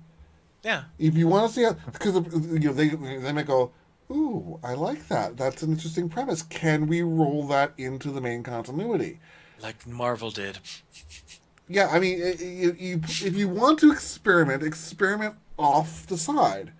And then, you could go, okay, that was kind of hit or miss, and we don't have to continue it. So great. It didn't sell. We don't have to continue it. We don't have to worry about, recovering from it. Or you could go, that was awesome. People want to see more of that. Let's bring it into the main story. Yeah, and this is going on to the next topic, but it flows very well. This is when you have such things as The Legend of Wonder Woman, which is an upcoming series written by Renee DeList, written and penciled by Renee DeList. With It's an electronic series, though. Only. Yeah, yeah, and colored by Ray Dillon, and it harkens back to Wonder Woman's original origin. I know that sounds incredibly redundant, but now Wonder Woman has had four different. Wait, no, let's see. Marston, Perez, New 52. Yes, she's had three different origins, and in two of which she was made out of clay, and in the third one, the current one, she's the daughter of Zeus, and the Amazons are kill happy rapists. No kidding, kill happy rapists. They're very kill happy rapists. Which is especially under Donna Troy. Oh God, it goes against the core of the character and the philosophy of the Amazons. So we have this new digital series coming up where basically they're going back to the previous origin of Wonder Woman, and she has the freedom to explore Diana's childhood and also her growing up and what growing up in the Amazon culture was like, because in this particular version of the story that she's writing, the Amazons are not immortal.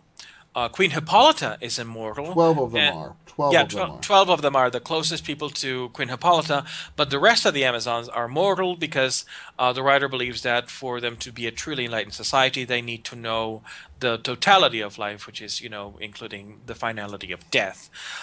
So it's very interesting, and it seems to be like it's going to be a far more thoughtful approach, closer to maybe what Perez did when he rebooted Wonder Woman during the after Crisis on Infinite Earths. For those who are trying to understand a mortal Amazon species, the explanation given is that Amazons can get pregnant. In fact, those who desire to have children are granted so by the gods. The exception is the 12 immortals are incapable of giving birth, and thus the reason that Diana is made of clay. Mm-hmm. So it's interesting because we have, with the Amazons who are basically given children by the goths, you have the goths. The gods. The goths. There's a take. Yeah. God, no. Don't tell that to Meredith Finch. She might get ideas. Gotham Skira.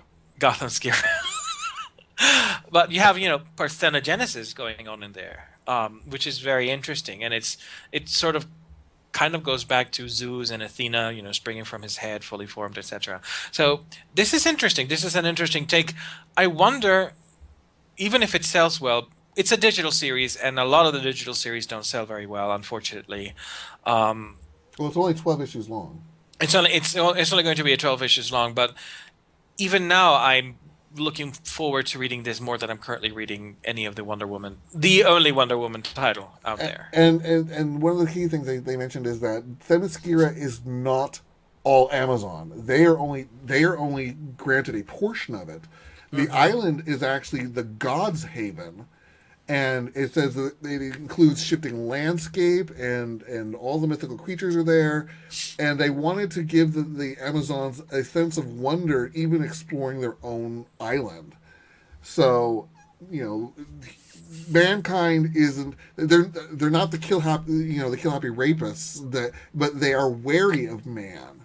Yeah. Because man has obviously betrayed them in the past, so they are cautious, but they're not hateful. They said you cannot have an enlightened culture that is filled with hate. Yes, and again, that goes back to what Perez did when he took Marston's, by that time, very dated take on the Amazons, and he updated them to the 80s, and I thought it was a very good streamlining, because Marston was not primarily a writer. in the sense he was more interested in creating a role model than actually making something consistent. So the whole background for Wonder Woman was a mixture of Roman and Greek pantheons going on, and the bondage thing was very heavy in there. So, and Perez got rid of that, and sort of went to the core of the philosophy of what Marston wanted to do with Wonder Woman, and made it more eloquent and more consistent. And this seems to want to do the same thing, but with their own take. And I really wanted to see that happen. I really want to see Wonder Woman become an important character in the Trinity, and she hasn't been. Even though DC pays lip service to her, she hasn't been for a long time because DC doesn't know what to do with her. Nope. Because she's a character whose strength is compassion. And compassion is a very powerful strength, as we've seen this in many stories of Wonder Woman, especially the ones written by Perez, the ones written by Rucka. But a lot of DC executives don't understand how you can have a character's main core be compassionate, be awesome, because what they think is, well, that doesn't translate into explosions. We can't put that on the movie theater. Well, one of the things I was talking to Mouse about a couple weeks ago that we were wanting to table for this discussion, although I don't know if we're going to have time to fully go into it, was Wonder Woman's recent armoring up, so to speak, in the 52. Because I said for the longest time it was driving me nuts what was wrong with that image. It wasn't so much that it had changed her outfit, because they've changed her outfit a bunch of times and I could care less. Was it the legs? No, it wasn't the legs, because they'd had her in full legs before, and I said it finally dawned on me what the problem was, is that her arms were covered, because the way I envisioned Wonder Woman is, and it was kind of based off of the way Mouse was describing her, was from the Stranger in a Strange Land, the source book, whatever source book you were reading. Oh yes, Stranger in a Strange Land. Where I see Wonder Woman as a person who... Stranger in Paradise. Stranger in Paradise, thank you. As a person who embraces. And when she is in her black armor of death, her arms are covered. And she has spikes coming out of her hands, remember and I'm that? like, there's nothing warm or embracing about her. She's wearing armor. And that's very defensive and off-putting.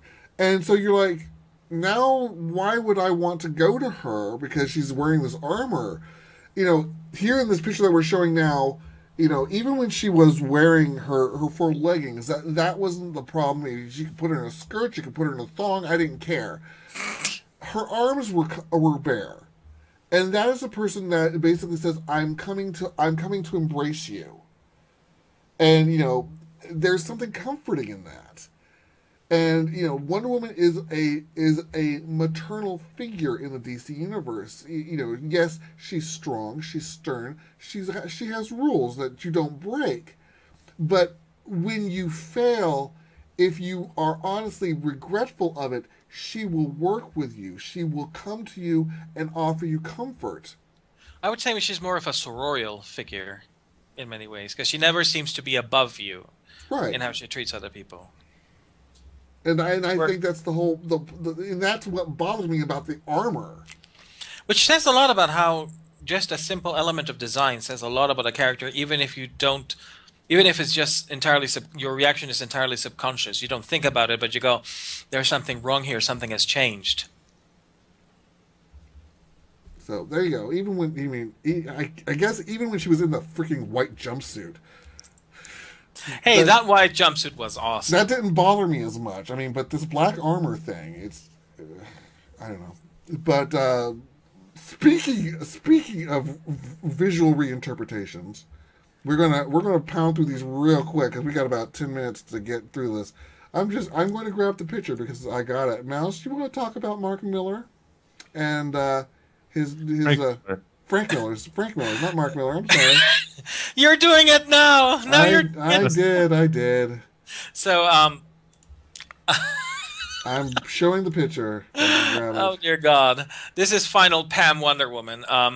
For those who don't know Final Pam is Polygon.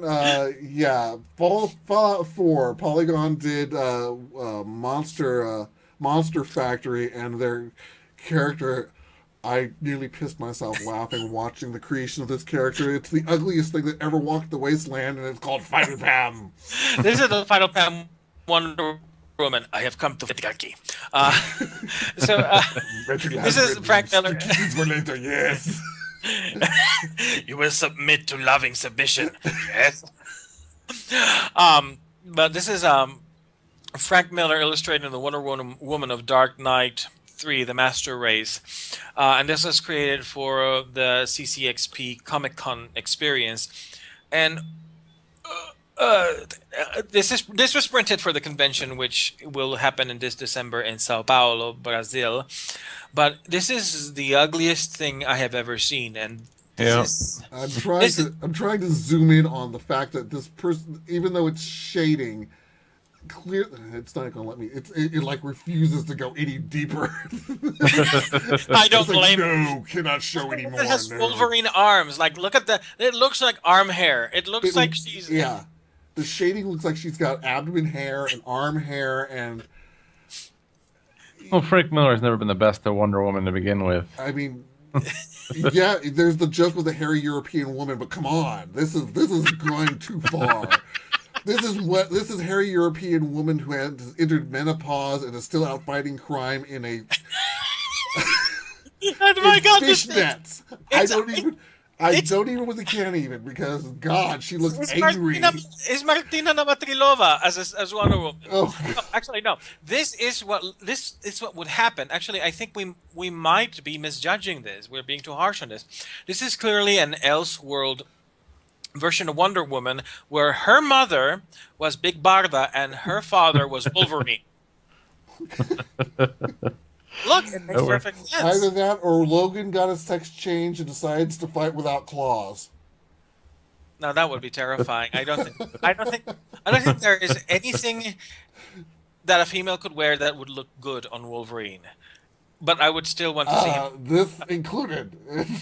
This included the Wonder bike shorts, and I don't know what the fuck that is that she's wearing. They raided America Chavez's closet, and no, that is not America. That is Frankenfurter from Rocky Horror.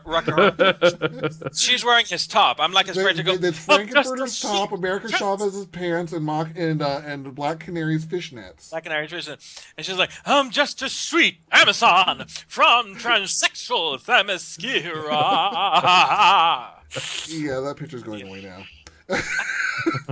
So she's real quick, quick, a remarkable similarity to Tim Curry if you just squint your eyes just enough, including the curly hair. So really quick, on to the movie portion of it. Nicole Kidman has been cast as a distinctive and important role in Wonder Woman's historical retinue, and that being Hippolyta, or Lita. Lita. Or Polly, don't forget Polly. That she was called during the whole Wonder Woman and World War II was really Hippolyta time traveling thing. That was a thing, actually. If anything makes me think of Gal Gadot, it's Nicole Kidman as her mother. I know! Here's the thing. There's a family resemblance. Not. Well, she doesn't have... Well... Yeah, they're going for the origin of Zeus instead of created from clay because, if she's created from clay, she can look like anything, You have to be thankful that Hippolyta was a good sculptor because that baby, if I had to create a baby it would look from like clay, Frank Miller's. That baby, it would have looked like Frank Miller's. Like, I am Diana. The beauty of Aphrodite lives in me. I am Final Diana. Final Diana. Nicole Kidman is a good actress. I like her a lot. I'm not sure I would have picked her for Hippolyta. The typical fan reaction is, well, why don't you pick Linda Carter as Hippolyta, which is, Linda Carter is not a bad actress. She's been Wonder Woman. People would say stunt casting. But here's the thing. I don't know what direction they're going to go with Gal Gadot and Wonder Woman. I get the very disturbing impression that they're trying to make her into a female Thor. And thus abandon the whole compassion peace thing that the character is about. Right. But if they try to emphasize that, then I think the whole peaceful compassionate aspect. I think that Linda Carter would be the perfect person to cast for Hippolyta because Linda Carter, even though the show was cheesy as hell, her portrayal of Wonder Woman was perfect, and she has that glow, that compassionate, very warm kind of personality that, if she plays Diana's mother, then you can see where Diana gets it from. Where what kind of influence she grew up under that gave that. Nicole Kidman is very, very pointy, if you know what I mean. Very spiky. I like her. She's done She's some. a Canadian elf. Canadian No, fae. So, not talking about facial. I'm talking about how she performs. She's very incisive and very, very focused on her performances. She lacks that warmth. Even when she tries to bring it forth, it doesn't feel as genuine in her performances. And she's a wonderful actress, but she does tend to go for. She does she's tend to surgical. Yes, and it's like, certain actresses have, Meryl Streep can play whatever the heck she wants, a man, woman. She can play a horse. It'll be perfect. Yeah, Angelica Houston, on the other hand, has a very powerful niche that she just rocks the Casbah at.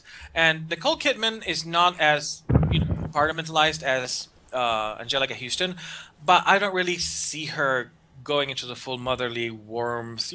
Let's face it, Nicole Kidman plays psychopaths and very, very analytical and incisive people very well. So I'm not sure the casting is good, but then again, I'm not very fond. I'm just seeing her as the mother from The Others. That was a brilliant performance, but yes, I can see her as the mother from The Others, as Wonder Woman's mother.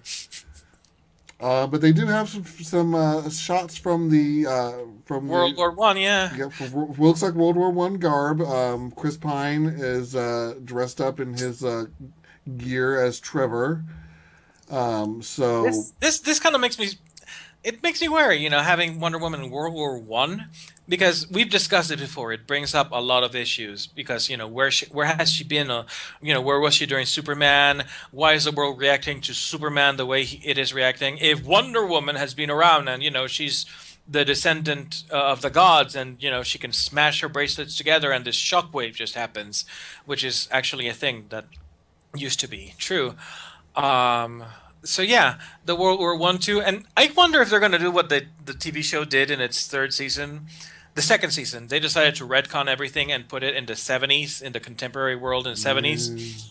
And they're already retconning everything. So what the hell? Well, what was kind of fucked up is that in World War II, in the first season, Diana had this romance with Steve Trevor going on. But when they retooled the show to take place in the 70s, Diana Prince was a member of the secret intelligence, and she was shacking it up with Steve Trevor's grandson, who was played by Lyle Waggoner as well. So I'm wondering if she's World War One and then Themyscira and then Modern World. What are they going to do there? Because if Chris Pine is going to be her love interest, then he's dead by the time we go to Modern World. Batman. She could be shagging Bruce Wayne for all we know. Yeah. She could do worse, like Superman. She could do worse, yes. And not that I dislike Superman, I just think that those two should never be together, because... Well, Mark Miller was disenfranchised by him, so... Superman will ruin you.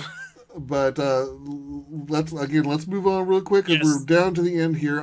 So Joss Whedon's original script, Miles, you want to talk about that real quick? Yes, Joss Whedon's original script. As you know, Joss Whedon was brought on board to conceive a Wonder Woman movie, and then it kind of went into development hell, and it went nowhere. The script has surfaced, and the Wonder Woman script will be read and reenacted in public on Saturday, December 5th at the Comic Bug, with the event running from 7 p.m.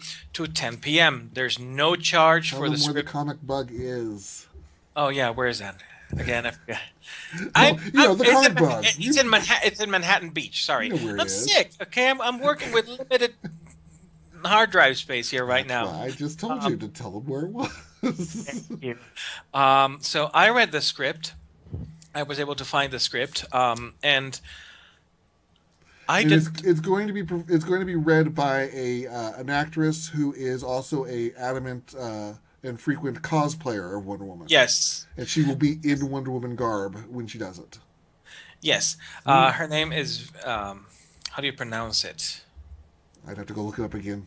Well, her name is Jennifer Wenger, but I want to pronounce it Wenger because it's German. But Jennifer Wenger. I have seen her cosplay, and she's pretty damn good. The script itself is very interesting. It sort of takes a little bit from the Perez era, not a lot. It does have some Whedonisms that kind of drive me up the wall sometimes, but all in all, it would not have been a bad first movie for Wonder Woman. I enjoyed it, so if you're in Manhattan Beach by December 5th, by all means, go see it. Record it if you want to, I'm sure somebody will try. I'm sure someone will try, and DC will probably shut the hell down out of it, or Warner Brothers, or somebody. Yeah, that's true. Oh well. Then I shouldn't have told anyone where it was. Just find it. Just go there and enjoy it. Is Be it part safe? of the experience for the rest of us who secret? can't. Yeah, I know. Tell us how good it was, and tell us what tossers we are for not being able to be there. And last but not least, I'm just going to mention this in passing. Another reason to hate Superman versus Batman, Dawn of Clusterfuck, or Batman versus Superman, whatever the hell you want to call it.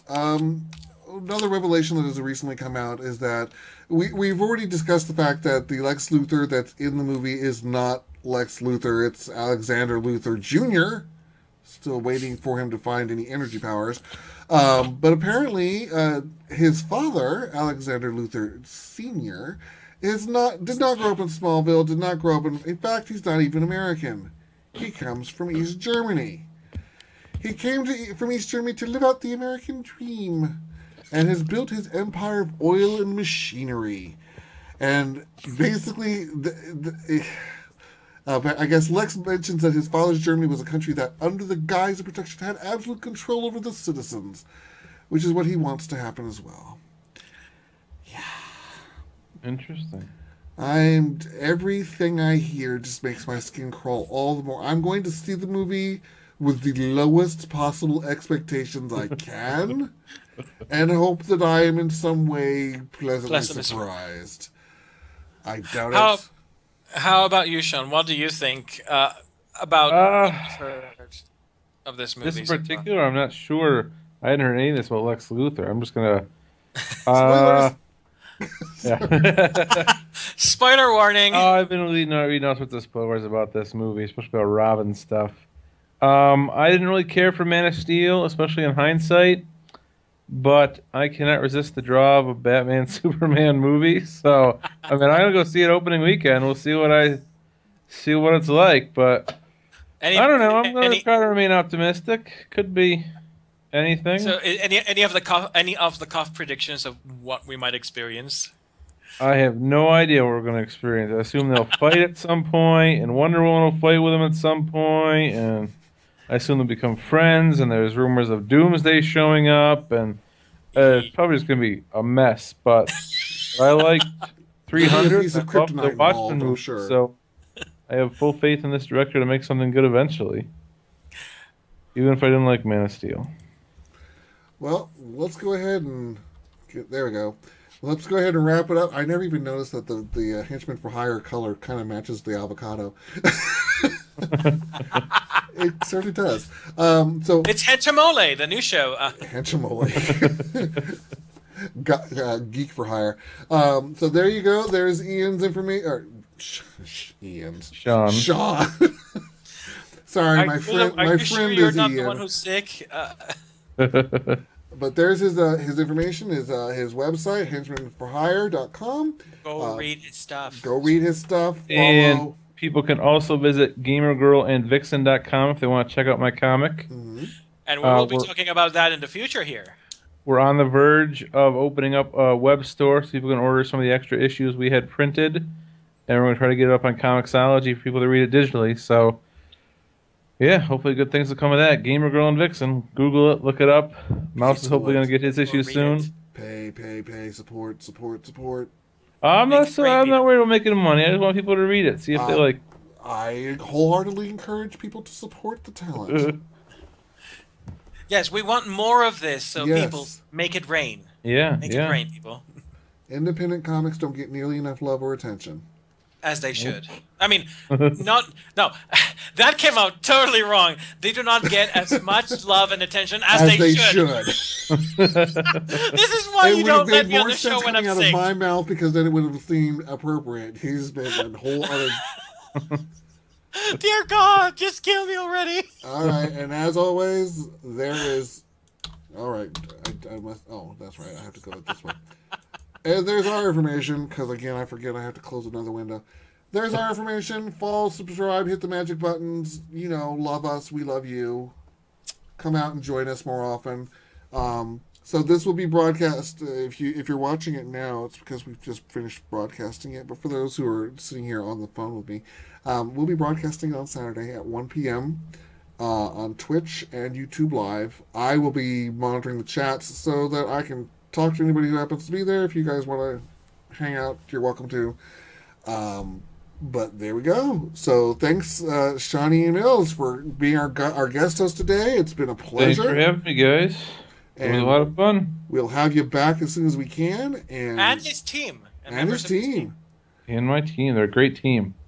And Mouse, you have anything you want to say for the week coming up? God have mercy on my soul.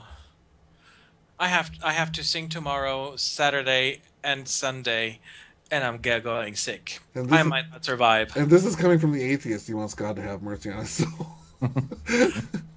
Hey, foxholes, right? Hey, whatever. All right, and I am starving to death because I haven't had dinner, so I'm going to go eat and then finish playing Fallout. Well, not finish. I'm going to continue playing Fallout 4 because if I could finish it in a matter of hours, that's game too damn short. So, thanks, guys. See y'all later, and we'll be broadcasting this on Saturday.